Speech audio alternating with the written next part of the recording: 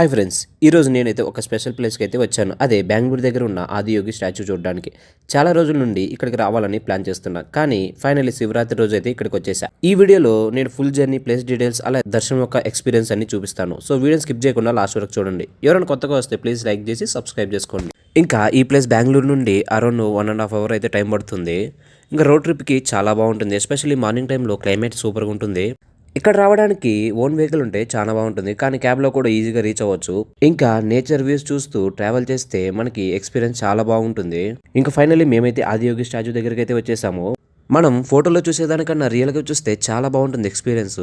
ఇక్కడ ఉన్న Adiyogi statue height చాలా పెద్దగా ఉంటుంది. డిస్టెన్స్ నుండి కూడా కనిపిస్తుంది. దగ్గరికి వెళ్తే మెజెస్టీ ఇంకా ఎక్కువ ఫీల్ అవుతుంది. ఇక్కడ అట్మాస్ఫియర్ చాలా పీస్ఫుల్ గా ఉంటుంది. ఇంకా ఇక్కడ సిటీ నాయిస్ కూడా టోటలీ మారిపోతుంది. ఇక్కడ ఒక వైబ్ అయితే ఉంటుంది. ఇంకా ఇక్కడ ఎక్స్పీరియన్స్ వచ్చేసి ఇక్కడికి వచ్చినప్పుడు ఒక కామ్ ఫీలింగ్ వస్తుంది. చాలా మంది మెడిటేషన్ చేస్తూ ఉంటారు, కొంతమంది సైలెంట్ గా స్టాచ్యూని చూస్తూ ఉంటారు.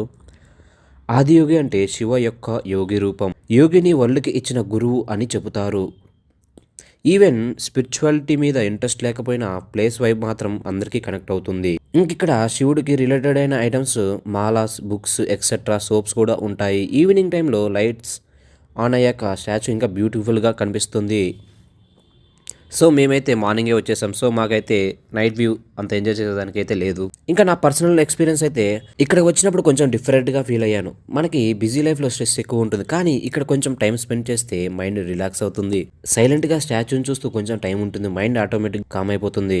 మేబీ అది ఈ ప్లేస్ స్పెషాలిటీ అయి ఉండొచ్చు. ఇక్కడ ఫొటోస్ తీసుకోవడానికి చాలా మంచి బ్యాక్ డ్రాప్ దొరుకుతుంది. డ్రోన్ సన్సెట్ టైంలో స్టాచ్యూ చూస్తే గోల్డెన్ లైట్ లో చాలా మెజెస్టిక్ గా కనిపిస్తుంది.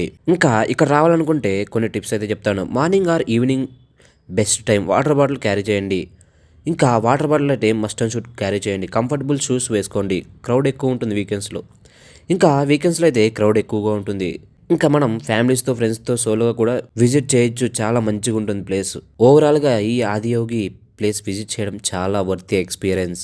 బెంగళూరు దగ్గరలో ఉన్న బెస్ట్ పీస్ఫుల్ స్పాట్స్లో ఇది ఒకటి అని చెప్పొచ్చు. మీరు ఆల్రెడీ విజిట్ చేశారా? కామెంట్లో మీ ఎక్స్పీరియన్స్ చెప్పండి. లైక్ చేయండి, షేర్ చేయండి, అలాగే సబ్స్క్రైబ్ చేసుకోండి.